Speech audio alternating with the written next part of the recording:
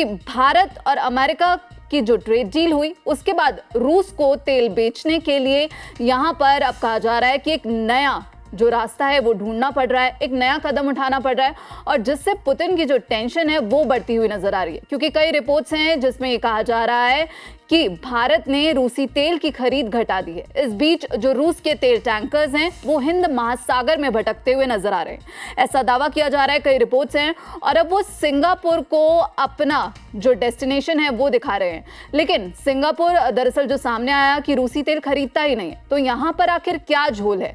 क्योंकि जो उसके बंदरगाह हैं उसका इस्तेमाल तेल के खरीदारों का नाम छिपाने के लिए किया जा रहा है। तो सर, ये जो पूरा खेल अगर हम बात करें तो यहाँ पर जो ये रिपोर्ट सामने आई है जिसमें ये कहा जा रहा है कि अब आखिर यहाँ पर चीन क्या गेम कर रहा है, क्या वो चीन की तरफ जो है टैंकर्स मुड़ते हुए नजर आ रहे हैं?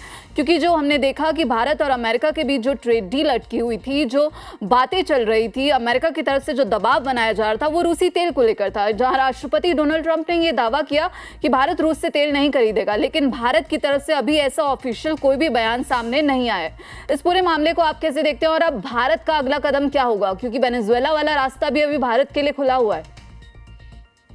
हाँ, नहीं, देखिए क्या है कि ये निश्चित है कि हमने कहीं ना कहीं रशिया से तेल खरीदना कम किया है, तभी इस प्रकार हमको रशियंस के टैंक्स का मूवमेंट दिख रहा है।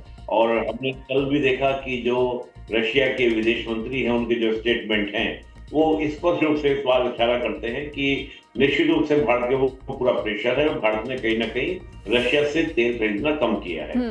अब देखिए चीन का यहाँ पर क्या, चीन का गेम ये है कि चीन भी बड़ी सावधानी के साथ में रशिया से तेल खरीद रहा है, क्योंकि चीन भी जानता है कि बहुत सारे वेस्टर्न सैंक्शंस लगे हुए हैं किसके ऊपर, रूस के ऊपर। हाँ, उससे भी सैंक्शंस का डर है। बिल्कुल जी, तो ऐसा ना हो कि कल को मेरी भी मार्केट या मेरा भी जो सप्लाई है या मेरी जो मार्केट है उसको इस तरह का प्रॉब्लम फेस करना पड़ जाए।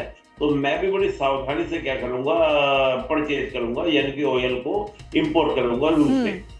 अब इसमें क्या होता है, जो टैंकर्स चलते हैं उन टैंकर में लोकेशंस लगाई जाती है। अब भारत की तो लोकेशन है नहीं, तो बदले में वो क्या कर रहे हैं, सिंगापुर की लोकेशन लगा देते हैं।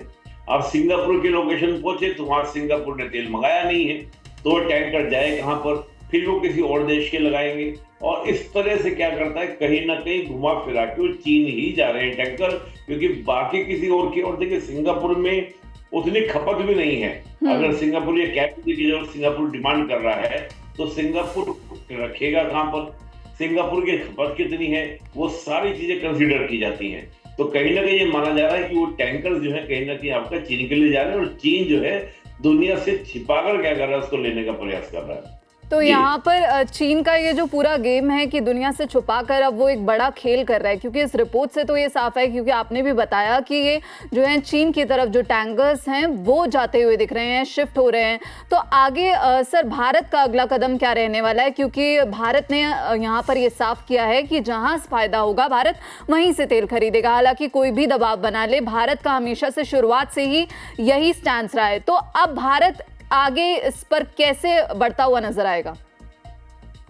देखिए एक बात है कि जब 2021 से पहले हम देखें तो रशिया से हमारी जो तेल की हम लोग इंपोर्ट करते थे वो ज्यादा नहीं करते, लेकिन जैसे रशिया ने हैवी डिस्काउंट हमको दिए, मतलब बहुत ज्यादा हमको डिस्काउंट दिया, तो होता क्या है कि हमने रशिया से तेल खरीदना शुरू कर दिया। पर हाल के दिनों में जो रिबेट रशिया दे रहा था उस रिबेट में कमी की है रशिया ने। एक तो बात ये, तो भारत सरकार इसको कंसीडर करेगी, और जो आपने कहा कि भारत किसी भी तरीके से नहीं देखेगा, भारत केवल अपने नेशनल इंटरेस्ट को देखेगा। और एक तो बात हो गई, अगर हमको सस्ता मिलेगा वेनेजुएला से हम वहां से परचेज करेंगे, जिसमें हमको फायदा दिखेगा वो करेंगे, पहली बात। लेकिन सेकंड बात क्या है कि भारत और रशिया की जो स्ट्रेटेजिकल हम कह सकते हैं पार्टनरशिप रही है वो अब की तो नहीं है, 1971 की है। तो मुझे नहीं लगता कि भारत पूर्ण रूप से रशिया को छोड़ देगा। रशिया से मात्रा कम होगी लेकिन बिल्कुल समाप्त मुझे नहीं लगती, क्योंकि भारत और रशिया के संबंध थोड़ा सा, जिनको हम अंतरराष्ट्रीय संबंधों में कहते हैं ना गिव एंड टेक से, उससे थोड़ा पर्याप्त को देखने को मिलेंगे। क्योंकि जब भी जरूरत पड़ी भारत को तो रशिया खड़ा हुआ, जब रशिया को जरूरत पड़ी तो भारत खड़ा हुआ। तो यानी कि ये है, इनको लोग बोलते भी हैं अंतरराष्ट्रीय संबंधों में कि कुछ ऐसे संबंध होते हैं जिन पर कुछ परिभाषाएं फिट नहीं हो पाती।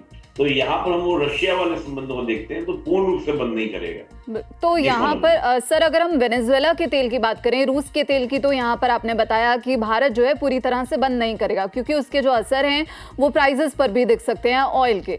अब यहाँ पर क्या वेनेजुएला से भारत तेल खरीदता हुआ नजर आएगा? क्योंकि हाल ही में भारत की तरफ से बयान आया था कि दरअसल ट्रेडिंग पार्टनर यहाँ पर हम पहले ही ऑयल खरीदते थे लेकिन बीच में सैंक्शंस की वजह से उसे बंद किया गया। तो अब क्या वेनेजुएला से वापस ये तेल खरीदना शुरू करेगा भारत? देखिए, मैंने आपको जैसे बताया कि वेनेजुएला से भी तेल खरीदा जा सकता है। ऐसा कोई वो नहीं है कि हमने बैन कर दिया वेनेजुएला से। हालांकि पहले हम खरीदते थे, बीच में हमने फिर काफी ज्यादा हमारा वेनेजुएला से तेल कम हो गया था क्योंकि वहां की जो रिफाइनिंग, उनका जो क्रूड ऑयल आता है वेनेजुएला का, उसकी रिफाइनिंग सिस्टम अलग होता है। रशिया का रिफाइनिंग सिस्टम अलग है, जो सऊदी से आता था उनका अलग है। तो वेनेजुएला वाला के बारे में बात ये चल रही है कि वेनेजुएला की जो रिफाइनिंग करने के लिए हम क्रूड ऑयल के लिए जो मशीनरी चाहिए वो ऑलरेडी भारत के पास में है। तो भारत दोबारा से हो सकता है शुरू करे, लेकिन उसकी कॉस्टिंग थोड़ा ज्यादा आने वाली है। तो उस पर देखा जाएगा कि वेनेजुएला या अमेरिका की ओर से क्या ऑफर दिया जाएगा, उसके ऊपर बहुत कुछ डिपेंड करेंगी। और जैसे मैंने कहा कि लॉस में भारत बिल्कुल भी वेनेजुएला का तेल परचेज नहीं करेगा। अगर रशिया से खरीदने सस्ता मिलेगा तो हम रशिया से खरीदेंगे, हम किसी तरह के प्रेशर में नहीं आएंगे। और ये सब बेतुकी बातें हैं कि रशिया से भारत तेल खरीद रहा है इसलिए रशिया वॉर मशीन भी चल रहा है। ऑलरेडी हम देखें कि फार्मास्यूटिकल्स की बात करें, यूरिया की बात करें, अमेरिका खरीद रहा है रशिया से, तो रशिया तो वो भी पैसा लगा सकता है। बिल्कुल बिल्कुल सर। और यहाँ पर हाँ, अमेरिका की हिपोक्रेसी को तो यहाँ पर कई लोगों ने इसको उठाया भी है, लेकिन यहाँ पर हम देख रहे हैं कि जो चीन का गेम, जैसे आपने समझाया कि चीन जो है छुपके से एक गेम खेलता हुआ नजर आ रहा है। इसी बीच भारत और रूस की दोस्ती जो अब यहाँ पर देखने को मिल रही है, लगातार कई तस्वीरें सामने आ रही हैं। आपको बता दें कि रूसी उप विदेश मंत्री की तरफ से एक बयान भी सामने आया जिसमें उन्होंने वेस्ट की जो नीतियां हैं उनका सीधे तौर पर विरोध किया और यहाँ पर उनकी तरफ से कहा गया कि यूएस की नीति ही गलत है। दरअसल ब्रिक्स शेरपाओं की पहली बैठक के लिए दिल्ली पहुंचे रूस उप विदेश मंत्री ने अमेरिका पर निशाना साधते हुए कहा कि मौजूदा अमेरिकी नीति में बड़ी समस्या यही है कि वो सब कुछ अपने लिए चाहते हैं और दूसरों के लिए वो कुछ भी नहीं चाहते, जो एक तरफा दृष्टिकोण का सबसे बुरा उदाहरण है। यूएस के सभी तरह के टैरिफ और जो दमनकारी उपाय से संबंधित हैं, जबकि सहयोग और जो पारस्परिक लाभ ही समृद्धि के मार्ग हैं। यानी कि रूस की तरफ से ये साफ कर दिया गया है कि देशों को स्वतंत्र होना चाहिए। और सर, ये बार बार रूस की तरफ से पहले भी ये बयान दिया गया है। यहाँ पर ट्रंप का जब टैरिफ लगाया था ट्रंप ने भारत पर, तब भी सीधे तौर पर कहा था कि ये एक देश की दादागिरी नहीं चलनी चाहिए। तो आपने समझा कि कैसे यहाँ पर भारत और रूस एक दूसरे के साथ खड़े होते हुए नजर आ रहे हैं। राष्ट्रपति डोनाल्ड ट्रंप लगातार ये कोशिशें कर रहे हैं कि कैसे भारत और रूस की दोस्ती में दरार लाई जाए। उसी बीच अब ये चीन के गेम प्लान पर आपने समझा कि चीन कैसे अब इस स्थिति का फायदा उठाता हुआ नजर आ रहा है।